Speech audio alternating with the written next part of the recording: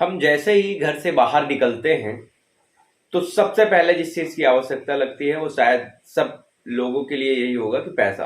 क्योंकि जैसे ही हम घर से बाहर निकलते हैं और किसी भी चीज को हमें लेना होता है तो उसके बदले में हमें पैसे देने की आवश्यकता होती है। क्या कभी आपने सोचा है कि जो पैसा, जो नोट आपके पॉकेट में है, उस नोट पर एक चीज लिखी होती है कि मैं धारक को 10 रुपए, 20 रुपए, 50 रुपए, जो भी नोट होगा उस पर लिखा होगा कि मैं धारक को इतने रुपए देने का वचन देता हूं, और नीचे गवर्नर की सिग्नेचर होती है। कभी आपने सोचा है कि जब नोट आपके हाथों में है तो फिर गवर्नर इस चीज का वचन क्यों देता है कि मैं धारक को 100 रुपए, 200 रुपए, 500 रुपए, 2000 रुपए, जो इस समय की नोट है, जो भी आपके हाथ में नोट होगी उस पर उतने रुपए का एक वचन लिखा होता है कि मैं इतने रुपए देने के लिए वचन लेता हूं। आप सभी लोग देखते तो इसको बार बार होंगे, पढ़े भी बार बार कई बार होंगे, लेकिन क्या कभी आपने ये सोचा कि इस पर गवर्नर के द्वारा ये वचन क्यों लिया जाता है? दरअसल इस वीडियो में हम आपको यही बताने का प्रयास करेंगे कि जो भारत में नोट चलते हैं आरबीआई के द्वारा, उस पर, उसके हर नोट पर 1 रुपए के नोट को छोड़ के बाकी जितने भी आपको नोट मिलेंगे 1 रुपए के ऊपर के, उस पर सभी पर जितने रुपए की नोट आपके हाथों पर होगी उस पर लिखा होगा कि मैं धारक को 100 रुपए, 50 रुपए, 10 रुपए, 20 रुपए, 500 रुपए, 2000 रुपए अदा करने का वचन देता हूं। नीचे गवर्नर के सिग्नेचर होते हैं, यही होता है। अब बात करते हैं कि ऐसा क्यों लिखा होता है। दरअसल आरबीआई ने जो भी नोट जारी किए हैं उसके एवज में उसने अपने पास उतने का गोल्ड यानी कि सोना अपने पास रिजर्व रखा है। क्यों रखा है? इसलिए रखा है कि उसी सोने के बदले में ही आपको उसने नोट दिया है। यानी कि आपके हाथ में जितने भी पैसे हैं, मान लो कि आपके पास 100 रुपए हैं, तो इसका मतलब है कि 100 रुपए का सोना, आपका सोना आरबीआई के पास रिजर्व रखा हुआ है, और इसके एवज में ये एक करेंसी है। इसके एवज में एक आपको जो ये नोट दिया गया है, ये इस चीज का एग्रीमेंट है। इस पर ये चीज लिखी है कि ये जो 100 रुपए हैं आपके हाथ में, इसके एवज में आपने मुझे 100 रुपए का सोना दिया है, और ये मैं वचन देता हूं आपको कि ये मैं अदा करूंगा। ये आज से नहीं, ये जब से आरबीआई बनी सन 1935 में आई, उसके बाद से ये सारी चीजें लागू हुई। दरअसल इसके पहले, फिर आप सोचेंगे कि इसके पहले बाजार कैसे चलते होंगे, तो अगर हम इतिहास में जाते हैं तो पाते हैं कि पहले वस्तु के बदले में वस्तु का आदान प्रदान था। जब मुद्रा चलन में नहीं थी उस समय क्या होता था कि मुझे जिस चीज की जरूरत, मेरे पास एक चीज है और सामने वाले के पास दूसरी चीज है। उदाहरण के तौर पे मान लेते हैं कि मेरे पास गेहूं है और सामने जो पर्सन है, व्यक्ति है, उसके पास चावल है, और मुझे चावल की जरूरत है, उसे गेहूं की जरूरत है। तो अदला बदली वाली प्रक्रिया वहां पर थी। धीरे धीरे जो आज प्रचलन में ये नोट आए हैं, इसकी शुरुआत ही अगर देखी जाए तो वहीं से है। जैसे मान लेते हैं कि किसी ने किसी को उस समय के टाइम पर 5 किलो चावल दिया, और 5 किलो चावल के दौरान उसने उसे कुछ लिख कर दे दिया एक पर्ची पर कि हमने आपको 5 किलो चावल दिए हैं, आप हमसे जब भी चाहोगे हम आपको 5 किलो गेहूं दे देंगे या 10 किलो गेहूं दे देंगे, जो भी चल रहा हो। तो एक ये भी प्रक्रिया उस समय भी रही होगी। जैसे आज हम नोट देख रहे हैं वैसे उस समय कागज चल रहा होगा। कागज ये भी है, लेकिन आरबीआई की सिग्नेचर है, आरबीआई इस चीज के लिए वचन लेती है, तो ये नोट है, ये करेंसी, ये मुद्रा बन जाती है। इतिहास में थोड़ा सा और आगे बढ़ते हैं तो एक चीज आती है कि जब सोने का आदान प्रदान होता था, सोने की अदला बदली होती थी, और जब ये नोट नहीं थे तो सोने की मुद्राएं थी। उस समय सबसे ज्यादा जो डर रहता था वो लूटपाट डकैती का रहता था। सोने को ज्यादा रखना लोगों के लिए खतरे से खाली नहीं था। लोगों को असहज महसूस होने लगा था सोने को रखने के लिए। इसलिए वो क्या करते थे, अपने जान पहचान के सुनार के पास जाते थे, उसके पास सोना रख देते थे, और सुनार एक उन्हें पर्ची बना के देता था अपने नाम की कि आपका सोना मेरे पास इतना रखा है जिसकी इतनी कीमत है, जब आप चाहोगे तो आप इसको ले जा सकते हो। अब वो व्यक्ति जाए, चाहे वो व्यक्ति वो पर्ची या रसीद किसी को भी दे देता, जो भी व्यक्ति वो रसीद लेकर सुनार के पास जाता वो उससे उतने पैसे या उतना सोना लेने का हकदार था। धीरे धीरे यही प्रक्रिया जब आगे बढ़ी तो इसी ने नोट का रूप लिया। अब नोट का जब रूप आया तो फिर यह हुआ कि कैसे हम लोगों को विश्वास दिलाएंगे कि जो आपने मुझे सोना दिया है उसके बदले में मैं आपको जो ये नोट दे रहा हूं, जो भी करेंसी आपके हाथों में है, कैसे लोगों को विश्वास होगा। और इसलिए गवर्नर के द्वारा ये साइन की गई कि मैं धारक को इतने रुपए देने का वचन लेता हूं।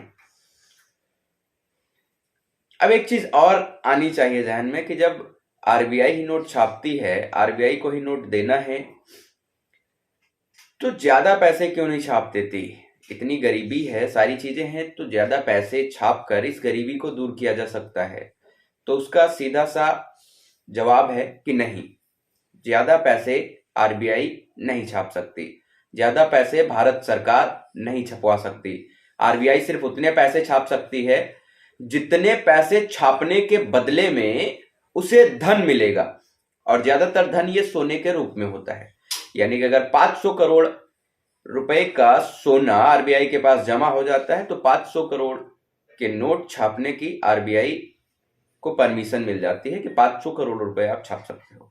हाँ, कभी कभी कुछ ऐसे हालात आते हैं जब अर्थव्यवस्था को मैनेज करना होता है, तो उस समय थोड़ी बहुत करेंसी को छापा जाता है भारत सरकार की अनुमति के बाद। अब ये सवाल आता है कि ये जो नोट मेरे हाथ में है, एक और सवाल आता होगा आपके मन में कि ये जो नोट मेरे हाथ में है, इसके बदले में सोना आरबीआई के पास मेरा अगर गिरवी है या मेरा सोना रखा हुआ है, गिरवी तो उसे नहीं कह सकते, वो मेरा सोना रखा हुआ है, उसके बदले में आरबीआई ने मुझे ये नोट दिया है। तो जो नोट आपके पास है, अगर आप इसे फाड़ देते हो, जला देते हो या इसको बर्बाद कर देते हो, नष्ट कर देते हो, तो ऐसे में नुकसान किसका होगा? आरबीआई का या आपका? तो इसका जवाब होगा कि इसमें नुकसान आपका होगा। क्योंकि माना कि जैसे आपने 500 का नोट जला दिया, तो इसमें नुकसान आप ही का हुआ, क्योंकि आपने सोचा कि मेरा कैसे हुआ। आपका ऐसे हुआ कि जो आपके हाथ में 500 का नोट है, उसके एवज में आरबीआई के पास 500 का सोना पहले से ही रखा है। लेकिन हाँ, भारत में भारत सरकार की करेंसी को जलाना अवैध है, और अगर कोई जलाता है, फाड़ता है या बर्बाद करता है तो उस पर कानूनी कार्रवाई के लिए भी प्रावधान बनाए गए हैं। वो इसलिए कि कहीं ना कहीं आरबीआई के पास 500 का सोना तो वो रखा हुआ है, लेकिन फिर जो उस 500 की नोट की जो कॉस्ट आई थी, वो कॉस्ट का आरबीआई को लॉस होगा, क्योंकि फिर से जब मुद्रा प्रिंट की जाएगी तो उस प्रिंट की लागत का नुकसान होता है। और इसलिए अगर कोई नोट को बर्बाद करता है तो उस पर कानूनी कार्रवाई भी की जा सकती है। एक सवाल और आता है महंगाई और नोट के बीच में, कि हम कैसे समझें कि असल में क्या होता है जिसके चलते देश में इतनी गरीबी है, विपक्ष में हंगामे उठते हैं, कोई भी सरकार आती है कहती है उसका एक ही फंडा होता है जीतने से पहले कि गरीबी दूर करूंगा, गरीबी दूर करूंगा, लेकिन गरीबी दूर नहीं होती। तो ये भी होता है कि क्या वो नोट को छपवा कर और इस गरीबी को दूर नहीं कर सकते? तो इसको एक कहानी के जरिए समझते हैं। मान लेते हैं कि एक शहर से काफी दूर गांव है जिसमें बहुत से लोग रहते हैं, बहुत से घर बने हुए हैं। उस गांव में एक बड़ी दुकान है। बड़ी दुकान का मतलब जिस पर सारी सामान आसानी से मिल जाती है, और गांव के हर कोने पर बीच में छोटी छोटी कई दुकानें हैं। और ऐसा ही हर गांव में आपको देखने को मिलता होगा। हर गांव में एक बड़ी दुकान होती है और कई छोटी छोटी दुकानें होती हैं। छोटी छोटी दुकानें का मतलब कि वो छोटी दुकानें उस बड़ी दुकान से सामान लेती हैं, फिर गांव में बेचती हैं। गांव के लोग क्या करते हैं, जब उन्हें ज्यादा सामान लेना होता है तो वो बड़ी दुकान से लेते हैं, और जब छोटी बहुत सामान लेनी होती है, छोटी चीजें लेनी होती है, कम सामान लेनी होती है, तो वो जो घर के सबसे बगल में, जो घर के सबसे पास में जो दुकान होती है वहां से ले लेते हैं। अब मैंने माना कि आप एक दिन बड़ी दुकान पर गए और उसको 100 रुपए दिए। आपने 95 रुपए का कोई सामान खरीद लिया, या आपने 93 रुपए का कोई सामान खरीद लिया, आपने 90 रुपए का कोई सामान खरीद लिया। उसके एवज में जब आपने 90 रुपए का कोई सामान खरीदा, अब उसके पास 10 रुपए आपको देने के लिए चेंज नहीं है, तो उसने आपको एक कागज की पर्ची पे 10 रुपए लिखकर अपने साइन कर दिए और कहा कि अगली बार जब आना तो आप इसका सामान ले लेना, अभी मेरे पास चेंज पैसे नहीं है। आपने कहा ठीक है। बार बार जब कई लोग उसकी दुकान पर सामान लेने जाने लगे तो ये बार बार फुटकर पैसों की उसके पास साल्टेज आने लगी, फुटकर पैसे कम पड़ने लगे नोट के बदले में। तो उसने हर आदमी को, या जब भी उसके पास चेंज पैसे नहीं होते थे, उसने साइन करके देना शुरू कर दिया कि 20 रुपए देने हैं, तो 20 रुपए लिखकर 20 रुपए जमा लिखा और साइन कर दिया। अगली बार जब वो बंदा वो पर्ची लेकर गया, 20 रुपए लिखे हैं, साइन है, तो उसने उसके एवज में 20 रुपए का सामान दे दिया। जब उसे बार बार लिखना और साइन करने वाला काम ये ज्यादा लगने लगा, तो उसने उसके जगह पर एक टोकन बना दिया। उसने अपना जो है एक टोकन जारी कर दिया, और जब भी जितने रुपए उसे देने होते थे तो देने के बदले वो टोकन देने लगा। 5 रुपए किसी को देने हैं तो 5 रुपए का टोकन दे दिया, 10 रुपए किसी को देने हैं तो 10 रुपए का टोकन दे दिया। धीरे धीरे ये टोकन का सिलसिला चलना शुरू हो गया। अब टोकन का यह भी मतलब हो गया कि जैसे बड़ी दुकान का टोकन जो गांव के किसी आदमी को मिला, तो गांव के आदमी को अगर किसी छोटी दुकान से भी सामान खरीदना है तो वो छोटी दुकान पे उस टोकन को दे दिया, छोटी दुकान से उसने सामान ले लिया, और छोटी दुकान वाले ने जब बड़ी दुकान वाले से सामान खरीदा तो उस टोकन को दे दिया, उसका पैसा एडजस्ट हो गया। अब बड़े दुकानदार वाले का एक बेटा है, उसका एक बेटा है जो स्कूल जाता है, तो वो तो ठीक ठाक है क्योंकि उसके पिता जो है दुकान किए हुए हैं, बड़ी दुकान है, अच्छा खासा पैसा आता है। लेकिन उसके कई ऐसे दोस्त हैं जो बहुत ज्यादा गरीब हैं, जिनके पास पैसा नहीं है। तो बड़े दुकानदार का बेटा जो होता है वो क्या करता है, कुछ टोकन्स को चुरा लेता है, कुछ टोकन्स को चुरा लेता है, और चुराने के बाद वो अपने दोस्तों में बांट देता है। वो भी इस मात्रा में बांट देता है कि दोस्तों की सारी तकलीफें दूर हो जाए। अब उसके दोस्तों ने क्या किया, जो टोकन मिले वो टोकन के बदले छोटी दुकानों से चॉकलेट वॉकलेट लेना शुरू कर दिया। जो भी उन्हें खाने पीने की चीज लेनी होती थी वो टोकन देते थे छोटे दुकानदारों को, और उसके बदले में सामान ले लेते थे। जब तक दुकानदार के बेटे ने टोकन नहीं चुराए थे अपने घर से, अपने पिता के दुकान से, तब तक सारी चीजें ठीक चल रही थी। छोटे दुकानदार वालों के पास कम टोकन आ रहे थे। लेकिन जब ये चीज हुई तो अब बच्चों के द्वारा ज्यादा टोकन आना शुरू हो गए। दुकानदार को कुछ समय में ये लगने लगा, जो छोटे दुकानदार थे उनको ये लगने लगा कि अब मेरे पास टोकन ज्यादा आने लगे हैं पैसों की अपेक्षा में। तो दुकानदार ने टोकन लेने से मना कर दिया। अब बच्चों के पास, क्योंकि वो फ्री के टोकन थे तो उनके पास ऑफर था, बच्चे छोटे दुकानदारों को ऑफर देने लगे कि जैसे एक चॉकलेट लेनी है, एक चॉकलेट के बदले पहले वो एक टोकन देते थे, अब वो दुकानदार से कहने लगे कि एक चॉकलेट के बदले आप हमसे दो टोकन ले लो। दुकानदार को भी शायद ये सौदा फायदे का लगने लगा। फिर ये एक चॉकलेट के बदले दो टोकन के फिर बाद 3 टोकन, 4 टोकन, 5 टोकन, ऐसे ही दुकानदार जब भी सामान देने से मना करता, बच्चे टोकन को बढ़ा देते, और ये धीरे धीरे सिलसिला एक चॉकलेट के बदले 10 टोकन पर पहुंच गया कि छोटे दुकानदार कहते कि हम आपको एक चॉकलेट तब देंगे जब आप हमें 10 टोकन देंगे। अब ऐसे में छोटे दुकानदारों के पास एक बड़े टोकन तैयार हो गए थे, बड़े नंबर्स टोकन के तैयार हो गए थे। अब आते हैं बड़े दुकानदार की, जो बड़ी दुकान है गांव की, उस पर छोटे दुकानदार वाले सामान लेने जाते, उसको सामान के बदले में टोकन दे देते, सामान ले आते। अब छोटे दुकानदारों के पास सामान बढ़ने लगा था और बड़ी दुकानदार वाले के पास सामान घटने लगा था, उसके एवज में पैसा भी घटने लगा था, क्योंकि छोटे दुकानदार जाते, सामान लेते, और जितने का सामान लेते उतने का उसको टोकन दे देते। धीरे धीरे क्या हुआ, बड़े दुकानदार की दुकान जो थी वो बंद हो गई।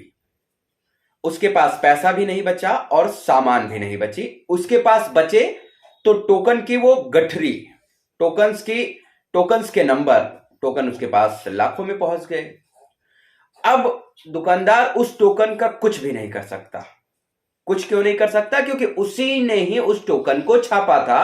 अब वो उस टोकन को आगे कहीं नहीं दे सकता, और ऐसे में उसकी पूरी मार्केट, पूरी दुकान, सब कुछ बंद हो गई। और छोटे दुकानदारों ने इसका बड़ा फायदा उठाया, और छोटे दुकानदार जो छोटे थे वो अब बड़े दुकानदार बन चुके थे।